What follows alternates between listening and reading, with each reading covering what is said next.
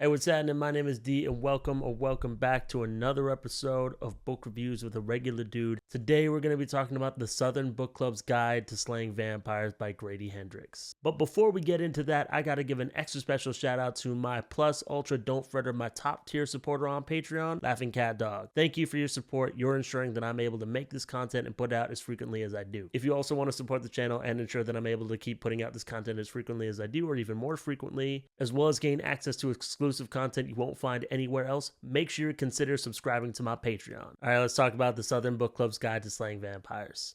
I heard about this book years ago on my favorite bookish podcast, Infatuated. I've talked about that podcast before. It's two delightful Scottish women talking about books that they like. I've been a guest on that podcast. I don't think they still do it, but you could go and listen to the episodes if you're looking for more content to do your laundry to or whatever it is that you're doing right now while this video plays. In one of those episodes, one of the hosts, Emily, talked about this book. She liked it, and I was intrigued. I used to get all my book recommendations from that podcast. I don't know if this is weird to say, but I don't actually get book recs from anywhere now. Anyways, I've read this book like 1.5 times. I've DNF'd it twice. The first time I tried to read it, I DNF'd it after like 25 pages. My mood reader instincts kicked in, and I just found it really boring and annoying, so decided to put it down and try again later. A couple months later, I read it again, like all the way through, and I couldn't tell if I liked it or disliked it. I was so new to reading, like as an adult for fun, and I was told that it was good, but it was such an upsetting slog for me that I felt like this weird tension, you know what I'm saying? Maybe some of you have felt that way with other book talk or booktube recommendations. I'm pretty sure I've made a couple of people feel that way with A Master of Jin. And then, I guess there's a little bit of, context as to why I'm talking about this book, because it's kind of older, and I'm already being pretty candid in the fact that I'm not crazy about it. Reads with Rachel recently did a video on this book as well, and I jumped the gun and made a comment about how much I disliked it, and then realized that I was kind of doing that thing that some people do when someone's talking about how much they like a book, and then someone comes and goes, "Well, I didn't like that book." It's not conversational, and I hate it when people do that, on TikTok or wherever else. And I was like, oh, I'm kind of being an asshole. A couple of my patrons saw my comment in Rachel's video and were like, yo, dog, what's up with this? And they were pretty interested in my thoughts. And I don't like typing out long reviews, so I'm making a video. On Storygraph, I don't type out reviews at all, at all. I just use that to track my reading. And I think I score the books with the star rating or whatever. But that's it. I guess I've already made it pretty obvious, but spoilers for this review, I don't like this book at all. So this is your favorite book of all time. This is peak vampire literature for you. That's awesome. I don't trust you, but I'm glad that something brings you joy. Real quick, I'm sure there's going to be people who like this book, who clicked on this video, and they're going to hear about the reasons why I don't like this book, and they'll be like, that's the point. I know. I don't care. I get it. I just don't like it.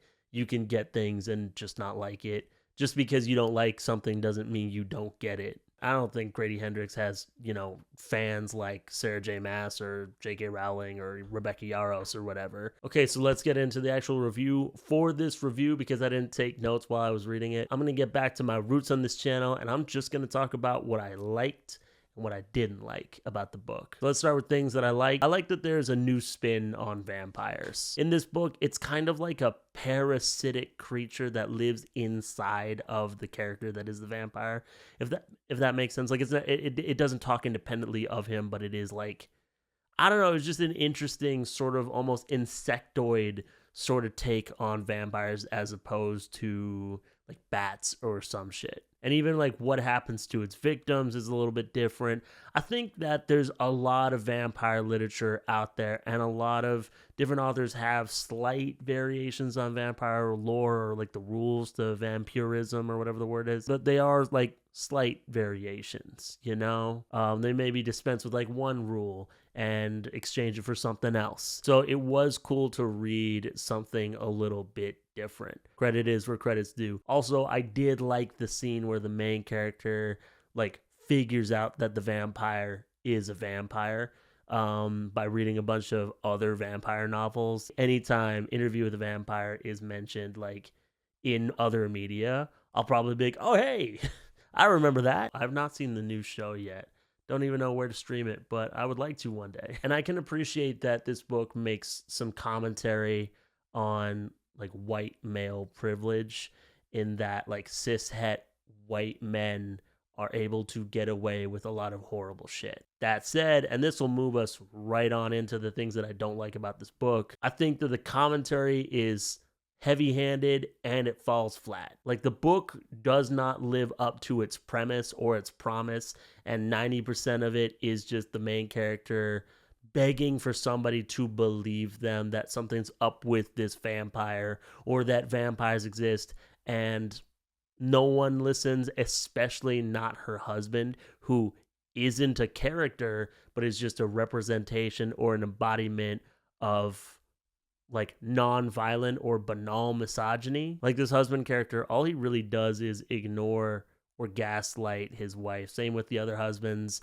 to the other members of the titular Southern Book Club. And on that note, it wasn't depicted on page, but there were hints or references to one of the side characters being a victim of domestic abuse, and that was handled with the grace and dignity of a drunk elephant at a wedding. This is the kind of social commentary where the author's just like, hey man, look at that shit. Look at it. But the commentary doesn't say anything about it. Does that make sense? It's kind of some of the problems that I have with like R.F. Kuang's social commentary, where it doesn't really say anything other than like misogyny exists and we should listen to women because they could be telling the truth about someone in our community being shady. This book is like dedicated to, or is a love letter to, Grady Hendrix's mother, who he claims to have judged pretty harshly as a teen. But really at the end of the day, like all mothers are the unsung heroes of our communities, which I don't disagree with. Like it's a fine statement. I think that it's a little pandering, and like I have like a more of a, it's not all black and white sort of way of looking at things when it comes to like parents, because like one, I'm adopted and I'm also like a survivor of like abuse. And also as a youth worker, I worked with a lot of kids who were also like survivors, or like some of their parents weren't necessarily up to the task. So to be like, all moms are superheroes, I'm like, the ones that are willing to show up for sure. So Grady Hendrix wants to like, show how amazing mothers are and how hard they have it and how great they are and how they're like the heroes that'll save us from evil monsters, and then goes on to write the most like shallow, stereotypical, gossipy, one-note characters I've read in a minute. If I wrote a book that was like dedicated to or inspired by the amazing women in my life who've helped me become the person that I am today, and I portrayed them like this, they would never talk to me again. This is supposed to be like a campy horror novel, right? So it's supposed to be like ridiculous and funny and fun and horrifying. And it's definitely ridiculous, but I'm having no fun. It's not funny. And the only horrifying part of this book is the racial dynamics depicted in it. Black people, black suffering, black children being abused and killed, black mothers having their children taken away for no reason, black poverty, all of which is used as like a plot point to support and further the narrative of the main character who's white. It's a white feminism and a white saviorism double hitter. Like all the characters in this book are one note, but all the black characters in this book feel particularly like they're a caricature. Like I can tell that Grady Hendrix doesn't have any close black friends, or at least close black friends who are proud of being black, based off of the way he portrays black people in this book. But D, this was set in the 90s. This is supposed to be a different time. Shut up. It was written like a couple of years ago, not 30.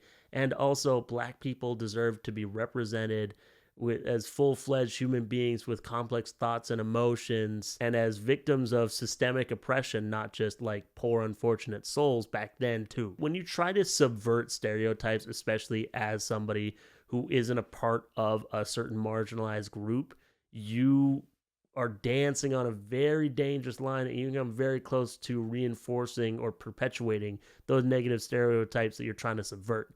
And that's what I think happens with Grady Hendrix every time he tries to write someone who, anyone, just writes, period. Also, the stuff with the kids. And again, I believe that the message here is, or the warning here, is that white, straight, cis men are able to get away with horrible things, even something like essaying or grooming children, as long as they're able to be in good social standing with other powerful cis het white men.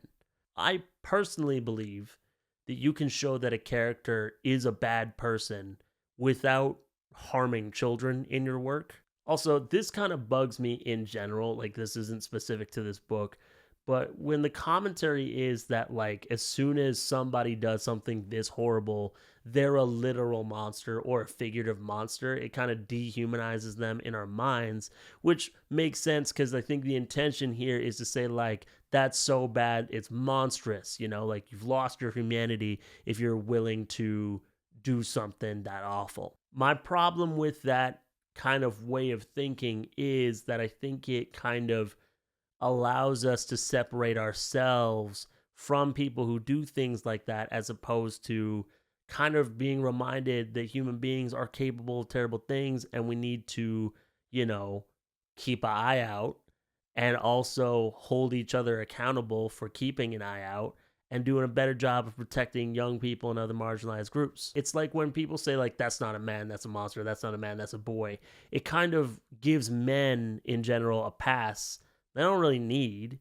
Instead, it's like, no, some men do stuff like this. We need to check ourselves so that shit like this doesn't keep happening. And now I'm veering into getting as preachy as Grady Hendrix is in his book. I'm going to get back on topic. There was no narrative reason. Like, the story isn't enriched by the fact that a teenage girl and a couple of small children were groomed and assaulted, sometimes on page. Also, no goddamn reason for the main character's son to be obsessed with Nazis. What the fuck's wrong with you? Oh yeah, also the fucking title's a lie. They slay one vampire, and the guide would be like, step 1, think that some dude's a vampire, tell a bunch of people, and have them not believe you for years. Step 2, after the dude that you suspected of being a vampire grooms and assaults your 2 children, offer yourself to him and then kill him in a bathtub. I kind of thought with a title like that it would be something like a vampire hunter or like a Witcher type